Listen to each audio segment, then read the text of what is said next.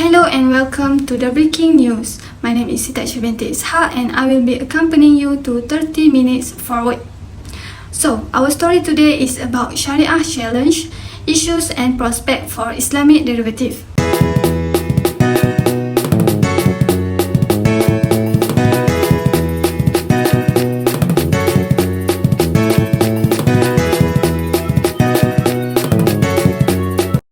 The purpose of this interview is to investigate the Shariah scholars' views and experience pertaining to Shariah challenge and prospect in Islamic derivative.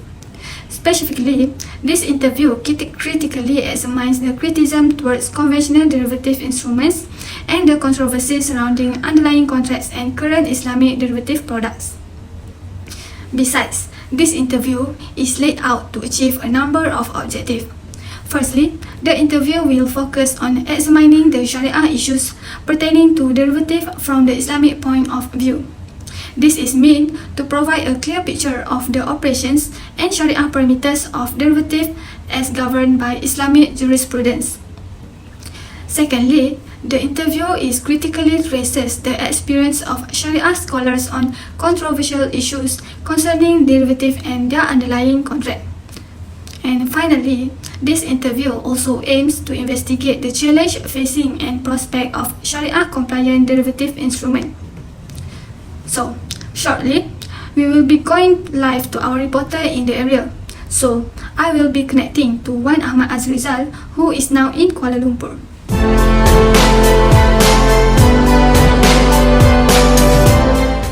Thank you, Ms. Aisa, from the main stage. So, I will interview some scholars about our title, starting with Ms. Nelly, about Sharia issues on current Islamic derivative practices. Alright now, we further explore the perception of the interviewees about Sharia-related issues on contemporary Islamic derivative products. So, I want to ask Ms. Nelly, is it permissible and valid for the bank to initiate ruling for derivative products? Thank you so much for having me. Currently, with Affin Islamic Bank, the initial ruling for derivative products is that they are permissible and valid, unless there is evidence indicating otherwise. Even so, there is no clear evidence from Quran and Sunnah specifically forbidding derivative. The derivative products must be in line with the objective of the Sharia, which is Maqasid Sharia, and subject to strict requirements to ensure that it is consistent with Sharia principles. Our interviewee justify the need for derivative in Islamic banks and financial institutions. This is consistent, which is who indicated the necessity for hedging instruments in Islamic finance industry because of future price movements. So, Ms. Nelly, why did Islamic derivative have been allowed? Okay, from my research, Islamic derivative have been allowed mainly because of necessities and there is a need for risk mitigation. Banks need instrument for risk mitigation, otherwise there will be a lot of losses incurred. So you need some kinds of instruments that can help banks manage the risk and also the consumer to manage the risk, especially when they come to currency risk. Otherwise, these customers will go to conventional banks. So another important issue is the basis of prohibiting and allowing the use of derivative instruments from the Sharia point of view. So my view supported the findings in Islamic financial literature that argued for the use of derivative, but with the prerequisite that it be used only for hedging and risk management, and that any hedging must be associated with real economic activities. So it's used only for hedging purposes. The Islamic derivative, the underlying must be halal. So basically the contract must be Sharia compliance and minimize gharar by specifying all the requirements. So it's controlled. As compared to conventional, it's controlled. Actually, we have to mitigate ourselves. So we can say that we cannot mitigate yourself. We have to be fully exposed to that risk. Because Islam encourages us to protect ourselves from further harm and further damage. So that is the first reason why we say the Islamic derivative should be encouraged, but for the mitigate purposes only. For more specifically, our interviewee described the basis for allowing derivative is because of the necessity to safeguard from risk faced by conventional banks, as both operate on the same economic horizon. This is consistent with previous arguments that in the current financial system, without instruments to mitigate risk, particularly during economic downturns, would see an exodus of Islamic finance practitioners toward conventional finance. As said by our interviewee, why we need Islamic derivative in finance? And what do you think about this, Miss Nelly? Alright, firstly because, just like I said, we are operating ourselves under the umbrella of conventional finance and conventional monetary system, right? In conventional monetary system, the currency always changes. There are changes in their value and that hurts a lot. And that create damages and that create risk. So, how you can say to the Islamic financial institutions not to do anything and just tawakkal? No. Instead, we have to do something to mitigate that risk because of undesired risk. Alright? Okay, secondly, if we are to say that Islamic derivative is no way to be approved, we are actually. In the long term, we will kill Islamic financial institutions because that will be no match to the conventional finance. Conventional finance, they have these tools to mitigate their risk. Okay, so when the risk is low, they can offer the better price. For Islamic finance, if they don't have these tools, they will lose in the battlefield. Okay? Alright, firstly because, just like I said, we are operating ourselves under the umbrella of conventional finance and conventional monetary system, right? In conventional monetary system, the currency always changes. There are changes in their value and that hurts a lot. And that create damages and that create risk. So, how you can say to the Islamic financial institutions not to do anything and just tawakkal? No. Instead, we have to do something to mitigate that risk because of undesired risk. Alright? Okay, secondly, if we are to say that Islamic derivative is no way to be approved, we are actually. In the long term, we will kill Islamic financial institutions because that will be no match to the conventional finance. Conventional finance, they have these tools to mitigate their risk. Okay, so when the risk is low, they can offer the better price. For Islamic finance, if they don't have these tools, they will lose in the battlefield. Okay? One of the issues that was given high emphasis by our interviewee is the divergent legal opinion among Sharia scholars on derivative. What you feel about these issues, Miss Nelly? Okay, I think the divergence of fatwas will depends on the understanding of the scholars with regards to the issues. And we need to understand that for the scholars to give their opinions, that they must first understand the product very well. There is a principle stated that the law regarding certain object is strongly based on the understanding. So if we understand the product well, then we can give the correct opinion or the correct fatwa. But if we don't understand the product and we just based on theoretical understanding, then we might have the wrong understanding in giving the opinions. Okay, so the divergence in view of Islamic products, we have we should go back to scholars who are in depth in Islamic financial market or for the practitioners in Islamic financial market and who have a long experiences and history in Islamic finance. Alright, thank you, Miss Nelly, for sharing about the issues. Okay, as the Sharia issues and controversies of derivative products cannot be explained just through quantification, so the qualitative method was used. This interview has gone some way from the practitioners and Sharia scholars in Islamic finance industry in Malaysia and also Singapore, so it's made several contributions to the literature and practitioners. First, the study can paint a comprehensive picture of the Sharia and operational aspect of Islamic derivative by synthesizing Sharia issues and controversies surrounding its usage. By drawing a Islamic finance practitioner's perspective, this interview will also establish recommendations for Islamic banks and financial institutions to allow for the Sharia-compliant use of hedging instruments for risk management.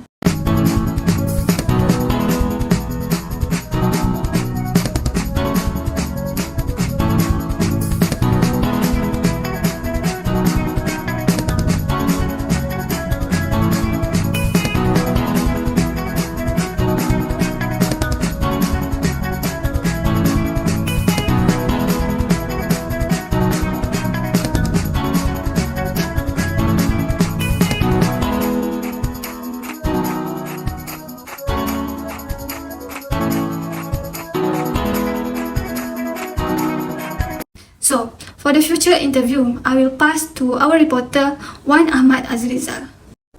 Thank you, Miss Aisha. So now I will ask a few questions to Mr. Eddie about controversies in Islamic derivative products and contracts. As we can see that wa'ad contract is a controversial underlying contract, and the points on the IPRS as a more controversial Sharia compliant derivative with a wa'ad as its underlying contract. So, Mr. Eddie, what is the most controversial products that in Sharia scholars? Okay, if you ask me, one of the most controversial products that many Sharia scholars are not comfortable with is Islamic profit rate swap, or IPRS, because in IPRS involve unilateral binding promise, or we call wa'dan. One of the scholars from USA, Yusuf Talal Di Lorenzo, argued that how can the promise can make profit? You can generate profit in IPRS by simply putting a promise. If you argue that the promise is not the contract, meaning that the promise will not affect anything, will not generate any income or profit. But in IPRS, the promise will give you the profit or return just using that kind of promise. So the use of promise or wa'ad should be used in a very prudent manner, because if you allow this for all kind of products, meaning that everything in conventional products can be structured by using wa'ad, because wa'ad is just like magic trick that you can use for any reasons or objectives or motives or purposes. You can easily legitimate riba by way of promise. Our interviewee argued that both unilateral and bilateral wa'ad can be used in structuring Sharia compliant derivative products. So, Mr. Eddie, what is the concept of wa'ad or promise in Islamic derivative? Okay, the concept of wa'ad or promise, either it is an unilateral binding promise or two lateral binding promise, can also be structured together in Islamic derivative. Another issue highlighted by our interviewee is the labeling of derivative as Islamic. Some question, the using term Islamic to describe derivative as a problematic and inaccurate, as expressed by our interviewee. What is your opinion about Islamic term that as a problematic and inaccurate, Mr. Eddie? Okay, as for the name, the Islamic derivative, for my opinion, it is also not quite accurate. You cannot say Islamic derivative actually. It is not Islamic derivative, but we call it Islamic derivative just to give to the general public that these products can match some of the conventional derivative. Specifically, our interviewee argued that this is problematic because the value of Islamic derivative is derived from trading activities, whereas conventional derivative derive its value from its underlying assets. The term Islamic derivative was coined solely to demonstrate that Islamic finance also has instruments that can replicate the effects of conventional instruments. So, Mr. Eddie, the Islamic derivative engine based on what? Okay, there is no name actually. It's only trading. For Islamic derivative, all of the Islamic derivative engine are based on what we call trading. So the trading effect will help to hedge the institutions. So can we call it derivative? I don't know. It's not derivative because derivative derive their value from the other things, but this one derive their value from the trading. The value is coming from the commodity that will be traded. So it's not derivative. But we just call it Islamic derivative to give idea that the impact of the product can replicate the conventional derivative. So, after examining the controversial issues surrounding the derivative products and its underlying contracts, we attempt to address the current challenges and future prospect of Sharia-compliant derivative instruments. The primary challenge concerns the permissibility of derivative use. The divergent opinions on the acceptability of derivative in Islamic finance from different jurisdictions is a point agreed upon by most interviewees in this current interview. So, I will pass to our reporter Wan Ahmad Azizal for the further interview. Thank you, Ms. Aisha, for the little introduction about the challenge and prospect of Islamic derivative. So, Ms. Aini, after examining the controversial issues surrounding the derivative products and its underlying contracts, we attempt to address the current challenges and future prospect of Sharia-compliant derivative instruments. The primary challenge concerns the permissibility of derivative use. The divergent opinions on the acceptability of derivative in Islamic finance from different jurisdictions is a point agreed upon by most interviewees. What do you think about the challenges and prospect of Islamic derivative, Ms. Aini? I think the challenge in structured Islamic derivative is not all jurisdictions may approve or accept some of the Sharia contracts used. Okay, for example, in the case of Indonesia, there is some restrictions or constraints to apply for commodity murabahah or for tawarruk, so that derivative market is not well established as in the case of Indonesia. So the challenge is in terms of internationalization of products. So how structure can be accepted across jurisdictions is one of the challenge. Another challenge highlighted by interviewees is the understanding of market mechanism and product regulations. As mentioned by our interviewee, what can you say about this sentence, Miss Aini? The challenges, firstly, to understand the products and also to understand the market, because the market functions today is not as the same as what the market functioned 1,400 years ago.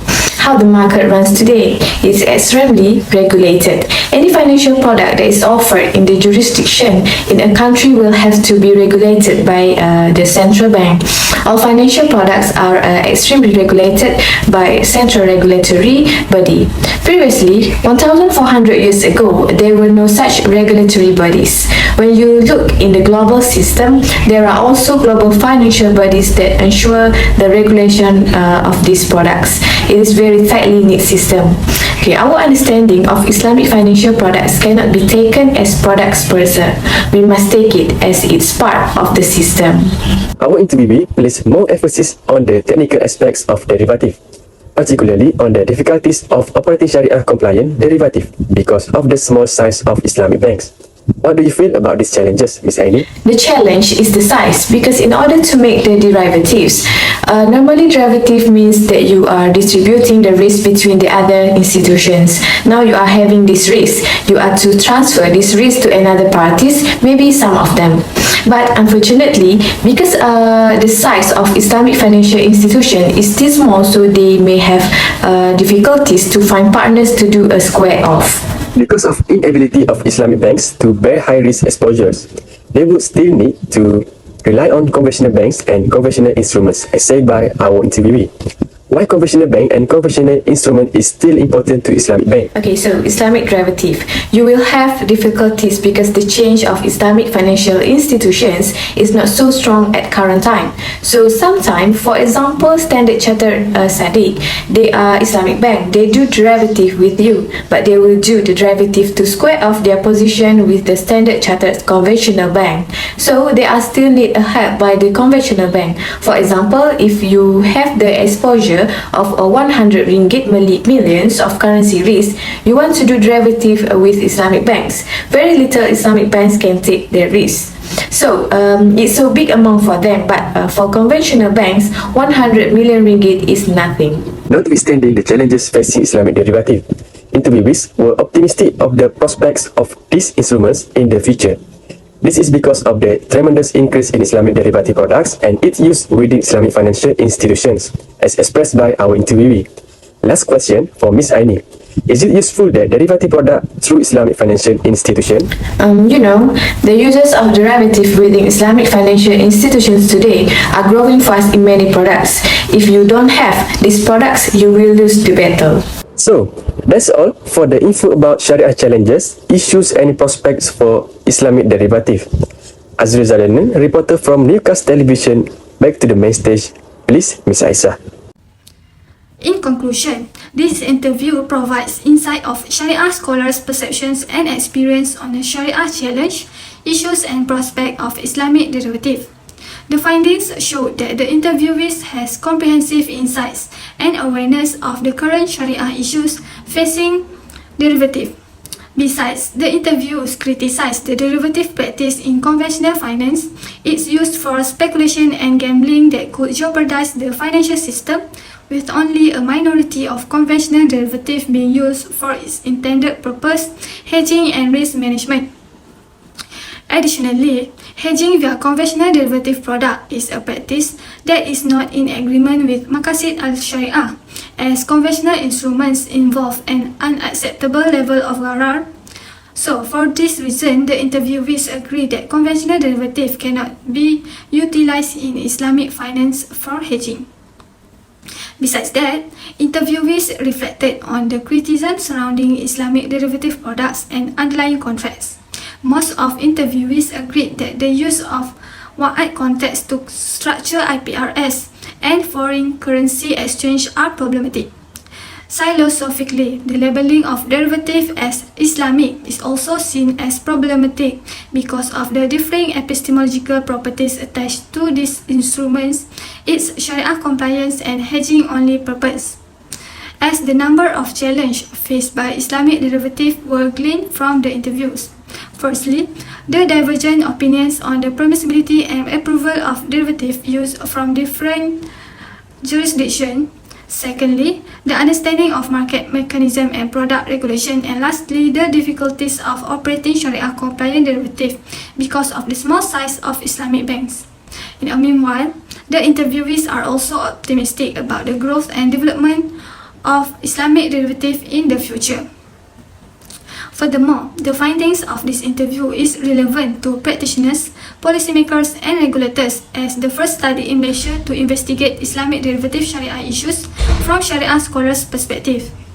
This interview contributes to the literature on risk management and derivative in Islamic finance and is hoped to guide Islamic financial institutions in establishing more Sharia-compliant derivative.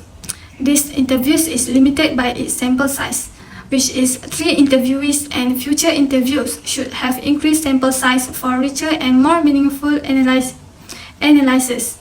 Future interviews should also triangulate its result with quantitative data and use mixed method techniques to produce more robust results.